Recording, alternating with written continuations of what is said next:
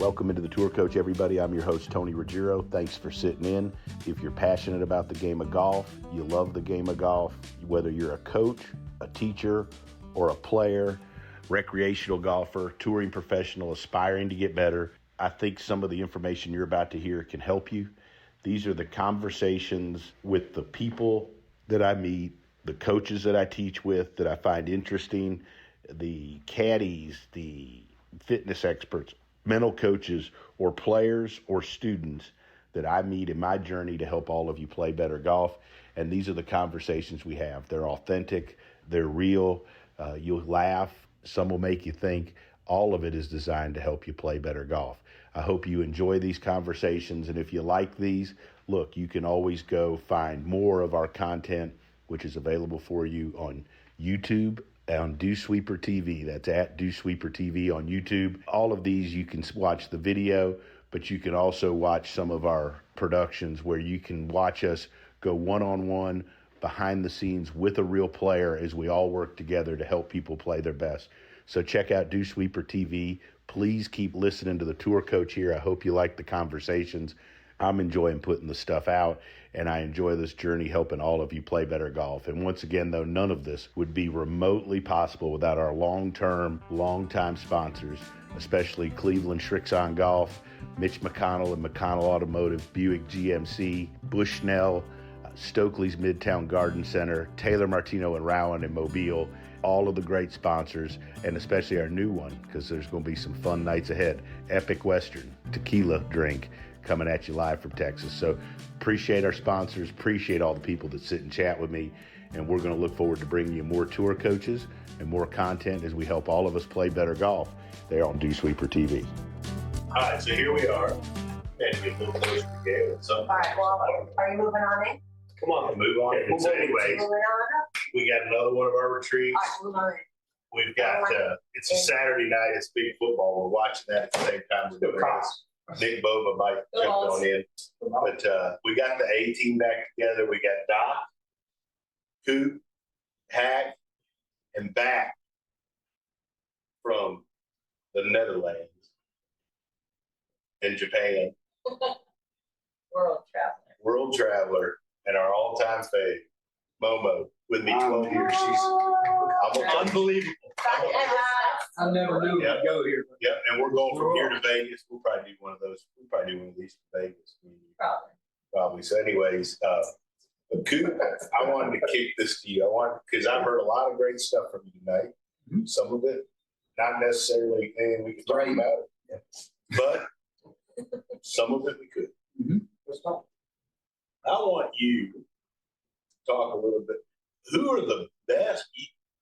Caddies spend so much time on the golf course and at the tournament with the player and watch it, and you've watched a zillion of them.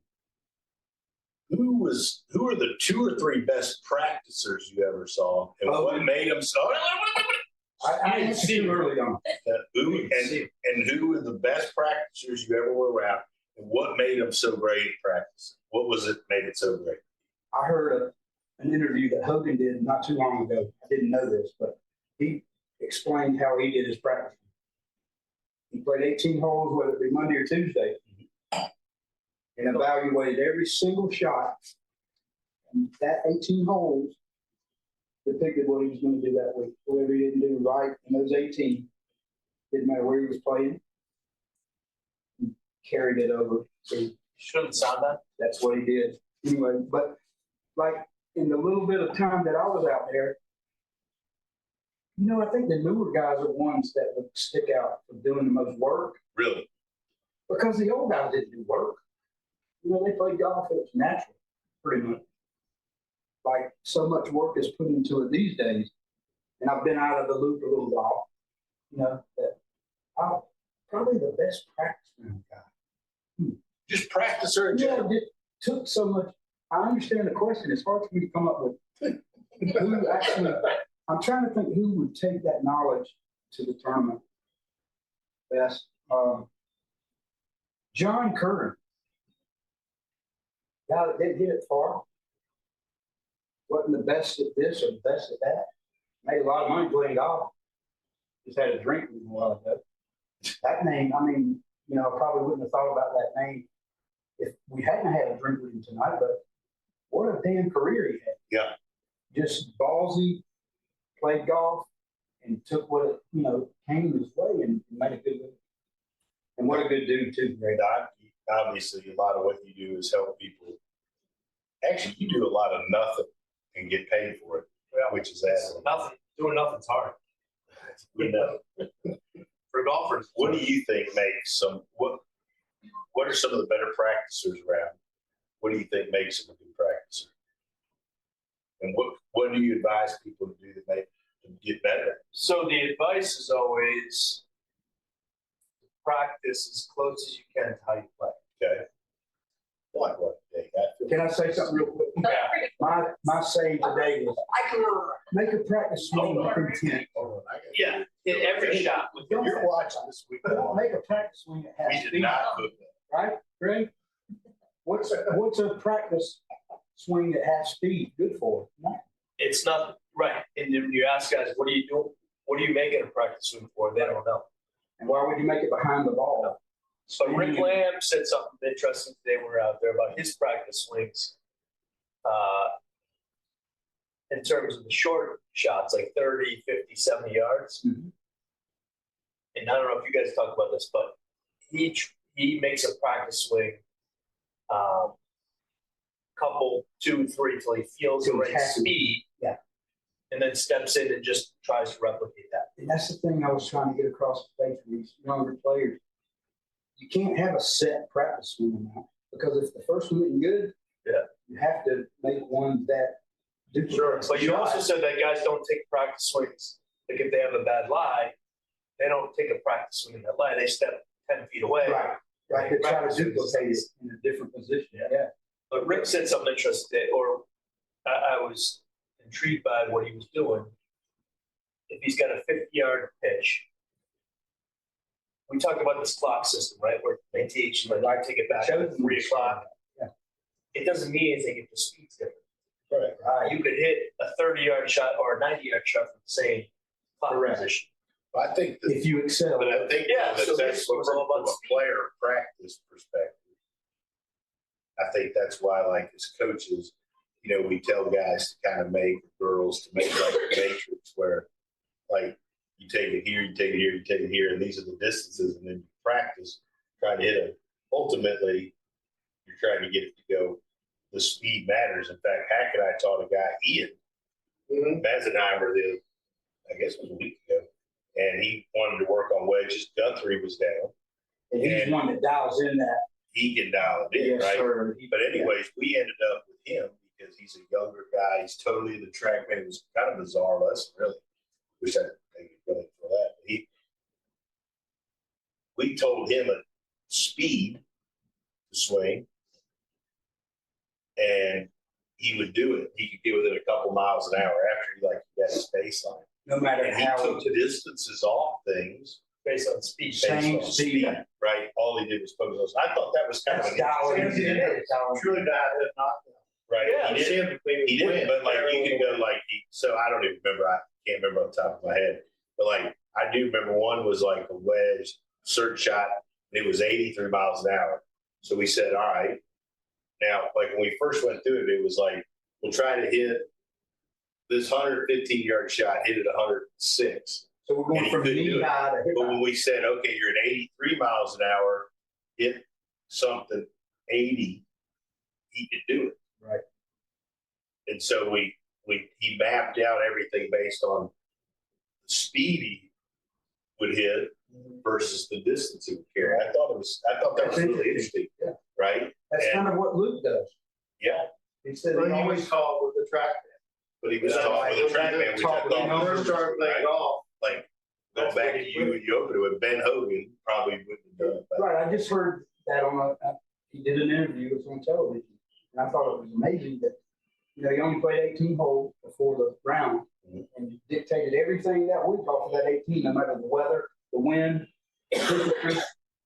You know, I think today, the guys that play the practice round is blowing out of the north, and they know that it's gonna blow out of the south on Thursday, Friday. They're not trying to get that much out of the practice room because it's going to be different when they play. So And those guys back in Hogan's, they didn't know what the wins. they didn't know, and they didn't really care. So they just set their goal, and he was a pretty good player. That Hogan? Yeah. Yeah, it's pretty good. So All right, so we're gonna shift this to the club player. We're gonna shift it back to Mo Leander, Momo, the best in the world. Morgan Hale, who's back from the Creek Club. We'll give a shout out to the Creek Club. Kind of hard to get her back down here on our little post. I'll be honest, yeah. Love reaching up there for her. I'll be honest, yeah. Like, What a Yeah. girl. anyways, was cool to go up there this summer, hang out with you. We had a blast. But you spent a ton of time with a bunch of members all year, right? And they're around their awesome membership, but they work, and then they come and they want to get better. A lot of them don't have a bunch of time. There was one lady in particular, the lady we talked about at dinner, that I really wanted to get good. Talk a little bit about how did you try to help people, club members, get better when their practice was limited? Because like the one lady I know for sure, she would stop, see you. That was kind of the way she almost practiced. Like, how do you help people that in a club, regular golfers that want to get better but don't have tons of time to practice? How did you do that? Well, I mean, first of all, getting to know, the player as an individual, how much time they have. So that person in particular only had Saturday, Sunday. And And that's to practice and play. and play. So splitting the time on wanted to So take a Kyle lesson says you drove on the way over, right? Every from the city. week from the city. And, would want to fill those 2 days with golf, whether it was practice, play, and They wanted to get better. Correct, yes. But still wanted to also be able to play a team as well. Right. So it started with just, getting to know her, doing a couple lessons. And then we started, instead of spending the time on the range, we started going out on the course and doing a lot of playing lessons where I would take her out and, try to apply what we were doing on the range, on the short game, and go to the course. And we started narrowing down the time that we spent on the range and on the short game by figuring out a plan, how we could get the most out of it in less time to get on the course. And then use Sunday to go play with her group or her friends. And I know she had her lowest rounds, but she went from shooting high 90s to low 80s. So you had to do a little time management. And figure out how we could, make the most of it. Right. To get everything in. It's one thing like Hack, you is like at Old Palm, same deal with members. One of the cool things over the last few years is seeing folks like kind of buy into where they'll do some exercises or something, and the bands and stuff are always there. Like if you leave stuff around, it's interesting to watch. Right. People in the club, though, everybody always assumes like just some of these folks. I think teachers sometimes just kind of make excuses, say, well, my people aren't going to practice, so it doesn't really matter. But what's been cool at Old Palm is having some stuff around. You can't help There are people that do really want to get better. And I think sometimes teachers and people kind of overlook that, say, oh, the guy's just not getting better, girls not getting better because they don't want to Right. do it. So y'all have the stuff around. Like I have no need in my life to get better at golf. I'll buy a beer. But I end up grabbing something because it's there. Right. You know what I mean? And going, this is nice. Even the big paddle swing thing. It's like this might get me to 90. But there's always something there that Well, they see they're getting improving when they use that. The band, you educate them. That'd be cool. and then seeing Zoom, like today, these guys and girls, when I first started this, it's amazing. Like the libraries. Seriously. I mean, people that you think can't even teach because they don't have the ability to even take the club back, you've made them into decent golfers. We have fun doing it. A lot to be said for that. I mean, you make them enjoy the game. Right? So you've watched a bunch of these. You've watched people get better and some people not get better. What are some of the things you see that are traits of the folks that you watch that have really gotten a lot better? Like, are there some things we could pick up on maybe that we could help share life with other people and folks listening? I think That was pretty These deep, things, by yeah, that was deep. Great question. And not talking about like high level golfers, but the average golfer. It's the ones that ask the best questions or ask a lot of questions. Like Zoo would be one of them. And actually want to learn and want to get better and will listen to what we're saying, but also have a good time. And that combination, I think, is. You'll never find Zoo behind you, shipping the opposite way. He's right there listening to you. You know what I mean? He asks good questions and he's actually listening. He wants to get better. Yeah, I think that's true. He You know, does. you get somebody that acts like they want to get better, but they don't want to put forward anything to get better. Right. How good? How But much I do think you also need a little bit of awareness from the student to say, well, this doesn't feel right, or what do you mean? Like to come back at you. I think the best lessons and the best students are the ones that actually give you a bunch of feedback and are willing to say, like, sweet, you know, I had Stephanie Weinberg today, and in the like I don't know if I was supposed to see the bowls. Can't use the name. But anyways, like I'm just saying, like, and in the middle of the lesson, I'm working on something, and she's like, no, like, I don't think I feel it that way. Yeah. I think I do it better this way. Okay. Well, then she went and did it, right? You know, it was something like that. Right. And, but like this, to me, the hardest students to teach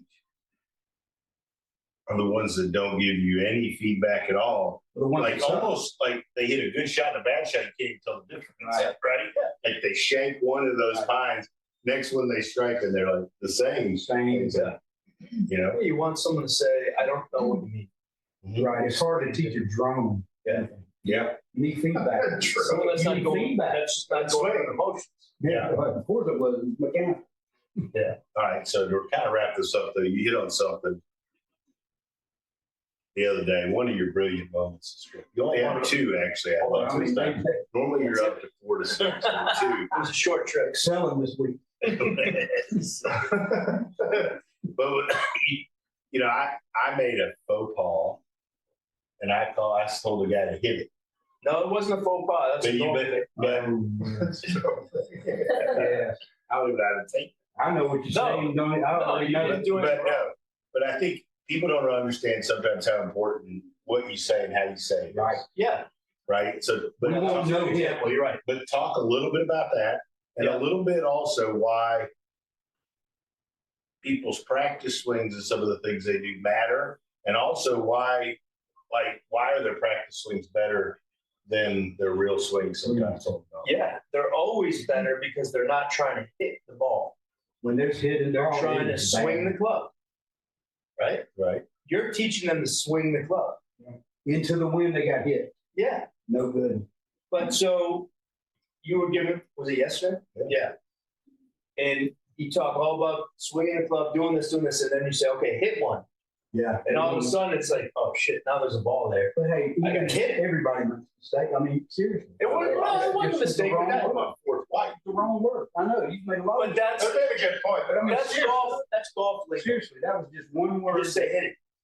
Right. We don't want hit. And I said, no, why don't you tell them to swing it instead of say hit it? You won't hit it by right. And now- What about play? Or There's no hit in play at all. Never hit in play at all.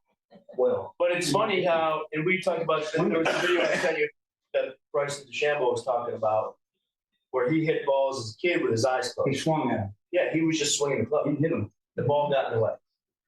And those, you see guys practice swinging, they stand in the ball, and all of a sudden it's like completely different. That's the first thing off Instagram you've ever said. I am, And we could talk about it. Greg, I am the worst at that. My practice Well, swing everyone is is. so fluid because I start the club well out in front of where the ball would be. Yeah, there's no, I don't know, there's nothing, you just swing the club, and that's what you're trying to teach. And then you introduce the ball, and all of a sudden, It's different. yeah. Not fluid. When that little video was awesome when he was talking about that. Like I hit balls when I was a kid with my eyes closed because I was just trying to swing the club. Right. And so when you say hit it, all of a sudden I gotta hit the ball. I'm not swinging the club. So say swing it, get in there and swing it. And at least you're honest enough to understand it. You use one word wrong. I mean, teaching Well, it wasn't wrong. wasn't proper. Yeah, there's a better way to phrase it. God, this thing's turned into a downer. No, it's not down at all. It's No, just not at all. that I understand it totally. And you were very receptive to that. You said, you're right. You're right. You were good. Gail, welcome to the Tour Coach Podcast. Thanks for sending Wayne all your peeps back in Jersey. Hey, hey, George. She's the best. Hey, Jersey. Hack, thanks as always. Coop, man, what would we do without you? And Probably hey, the everybody same thing feels, you're doing right now. No, I don't know about that. Yeah, if I wasn't here, buddy, if I passed on, I'd expect y'all to do exactly what you're doing right now.